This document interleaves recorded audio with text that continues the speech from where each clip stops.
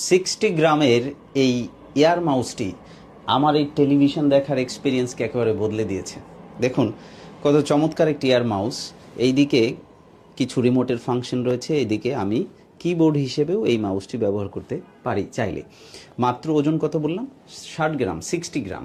এবং খুবই চমৎকার এই মাউসটিতে কিন্তু এক্সটার্নাল কোনো ব্যাটারি লাগে না, এইখানে ইন্টারনাল ব্যাটারি দেওয়া আছে। জাস্ট যে কোনো মোবাইলের চার্জার দিয়ে কিন্তু আমি এই কেবলটা দিয়ে দেবো এটার সাথে, এটা দিয়ে প্লাগ করলেই কিন্তু আপনি চার্জ দিতে পারবেন।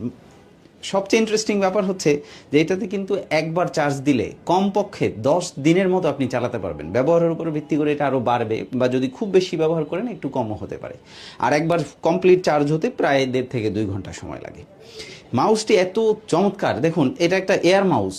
এয়ার মাউস মানে কি? নর্মালি মাউস তো এরকম কোনো প্ল্যাটফর্মের উপরে রেখে কাজ করতে হয়, কিন্তু এটা কিন্তু কোনো প্ল্যাটফর্মে রাখতে হয় না। জাস্ট আমি এই মাউস অপশনে ক্লিক করলে এই যে আমি হাতের ইশারায় এখন এটা মুভ করবে। খেয়াল করেন, এখানে দেখেন এই যে আমি কার্সর মুভ করছি কি এয়ারে, এই কারণেই এটার নাম এয়ার মাউস। যদি একটু মাউস এখান থেকে দেখেন, এই মাউসটা দিয়ে আপনি কাজ করার জন্য এরকম একটা ইউএসবি দঙ্গল দেওয়া থাকবে। এই দঙ্গলটা এই টেলিভিশনের পিছনে যেখানে আপনার ইউএসবি পোর্ট আছে, এই পোর্টের মধ্যে দিলে এই যে পাওয়ার বাটনটা আছে, পাওয়ার বাটনটা আপনি প্রেস করলেই এটা অন অফ হয়ে যাবে, রাইট?